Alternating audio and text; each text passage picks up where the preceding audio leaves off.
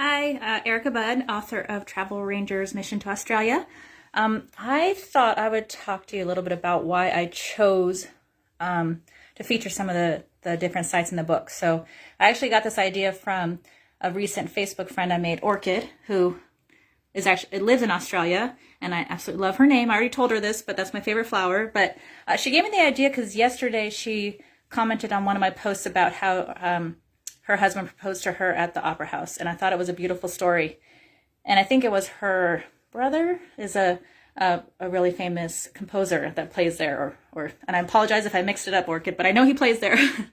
But anyway, it just gave me the idea of kind of why I chose the Opera House and to highlight that, because as you can imagine with a picture book, the hardest thing to do is to narrow it down to how do I talk about a whole country when there's so much to talk about. I mean, there's so much that I left out, and I kind of had to pick the parts that I thought either I knew about or that that would get kids excited or parents excited to want to go there. So a lot of people don't realize the size of Australia, and that was something that I learned when I first lived there. But Australia is about the size of the US, and most of the population lives on the East Coast. So that's where I lived in Australia for 3 years. I lived in Canberra, which is the capital of Australia. Another thing that I learned that most people don't know. But when to get to Canberra, you actually land in Sydney.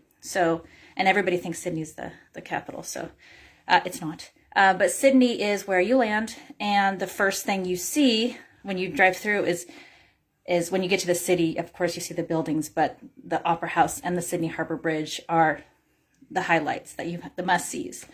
And I just remember my first time visiting Sydney and seeing this magnificent building that I've never seen before. This Opera House is just amazing. I don't know if you've seen it before, but if you look at a picture, or hopefully you get the book and you see it in the book, it looks like sails. I believe I read somewhere that it's supposed to look like sails. I could be wrong. So if you're an Australian out there and you know, please correct me. But it's a magnificent building. And the bridge, which you can walk on, is big. And I chose to write about that because that was the first thing I remember seeing. I remember the sounds too, which I wish I could have put more in the book, but the sound of the didgeridoos in the background as you're going to the Opera House. I love that sound. I thought it was a really cool sound. I tried to put that in the book, but I had to cut it out when I didn't have enough space. But in the book, and I did pick out a page.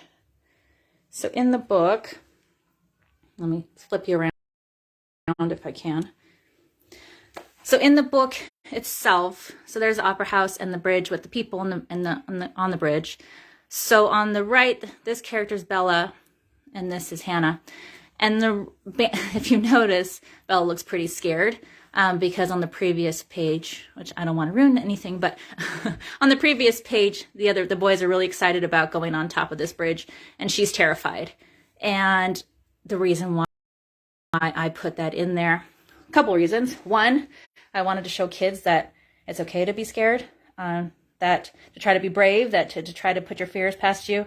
Hannah does a great job of consoling her friends, so I wanted to show that compassion as well.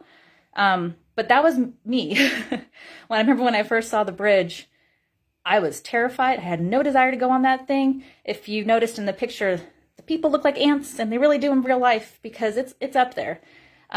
But I did. I conquered my fear, and I went up there. Had an amazing time. The view is absolutely spectacular from up there. And it's an experience that I definitely recommend for everyone. So I did put that in the book. But it's a highlight. So I hope you enjoy the book when you see it and enjoy that page and just kind of remember that part of the story because it's pretty spectacular. And I hope one day you have your own story for when you visit.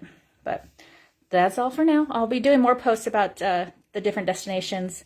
Thanks to my lovely friend Ruth who gave me the idea because I wasn't sure what people would want to hear. So I hope this was interesting to you, and I will see you again. Have a great rest of your day.